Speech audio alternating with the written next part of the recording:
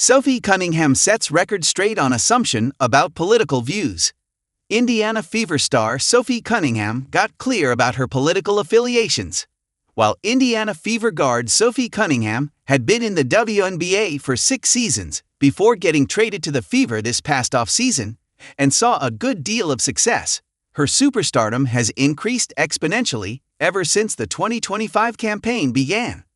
One clear reason for this is that Cunningham is now in proximity to Caitlin Clark, who is the biggest star in the sport by a long shot. These two have cultivated a close friendship, and Cunningham's and Clark's comments on each other's social media accounts, their bench interactions during games, and other chatter about Clark on Cunningham's podcast have made her into a household name. And on the court, Cunningham earned the role of being Indiana's enforcer after she got retaliation on J.C. Sheldon by throwing her to the ground one quarter after Sheldon poked Clark in the eye and had a brief shoving match with her, which ended with Clark getting shoved to the ground by Sheldon's teammate, Marina Mabrey, during a June 17 game.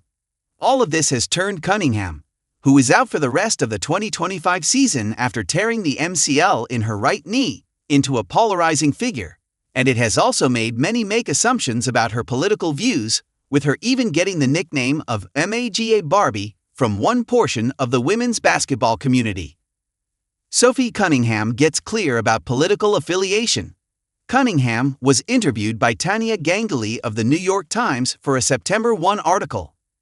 And at one point, the Fever guard got very clear about her political stance.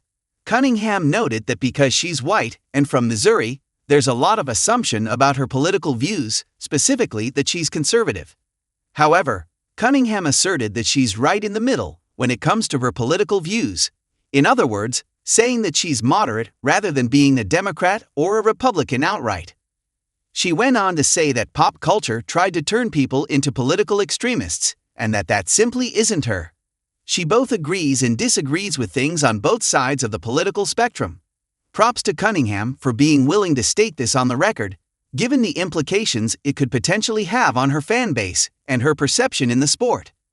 What's for sure is that regardless of which way Cunningham leans politically, she isn't afraid to speak her mind and have her teammates' backs.